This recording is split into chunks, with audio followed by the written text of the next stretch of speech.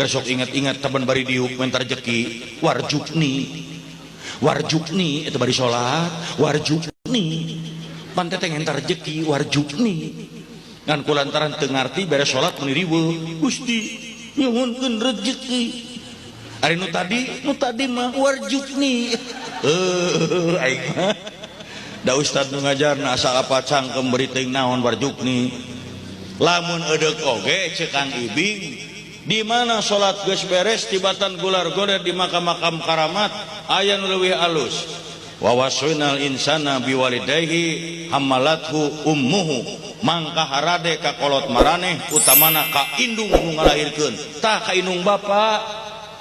jelema aya mah balegu dukun didatangan makam karamat didatangan ari indung diarantep doraka sia kajenting ceuk mah mulia doraka ti indung hancur eta jelema sabalikna lamun ceuk indungna mulia arek naon emah ye bu pak adik-adik si Ibing umur ayeuna 62 tahun lamun dek init keluar kota keluar Jawa keluar negeri ke tempat sangat loba teluh ganggaung warjit wallahi tara nyelapkeun keris dina cangkeng tara neangan dukun paranormal teu percaya komo tukang pelet teu percaya pisan aing mah tukang pelet pamajikan tukang pelet juga gegetuk teu percaya balik we bebeja ka indung ma abdi bade ka ditu di ditu seueur jurig seueur teluh ganggaung warjit ceuk indung jung sing salamet alhamdulillah 62 tahun umur wallahi can ngajaran diletak jurig teuing pahit meureun tapi saksian ku sararea wani jurig ngaletak si Ibing demi Allah diletak deui sia sok jurig letak ku sia aing malam Salasa sia diletak ku aing malam Minggu cirian malam Minggu mah jurig geus seungit tuh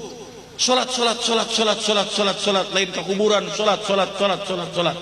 keur nu teu acan salat tapi saya yakin anu hadir di dieu mah kabeh ge sok salat meureun heuh make meureun bisa aya hiji anu encan tapi da yakin da sok salat kabeh meureun heuh meureun mah keur cadangan ye masalah kakum fisaqor qalu lam naku minal musallin lamun ditanyakeun ka maranehna naon sababna asup neraka maranehna ngajawab baheula kami henteu salat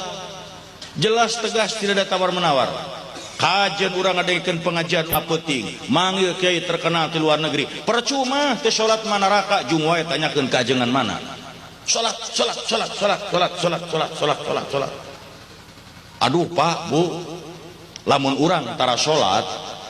pembalasan mah teu kudu jaga di akhirat di dunia ge geus karasa lain ceuk batur baheula basa si Ibing pertama kali pisan reka Mekah puntennya abdi koboy tapi haji basa pertama kali pisan Kang Ibing reka Mekah ku kolot di bejaan kade jalu sagala amal perbuatan maneh di dieu di lemur di tanah suci mah di Mekah di Madinah sok ditemrak-temrakeun wawalesna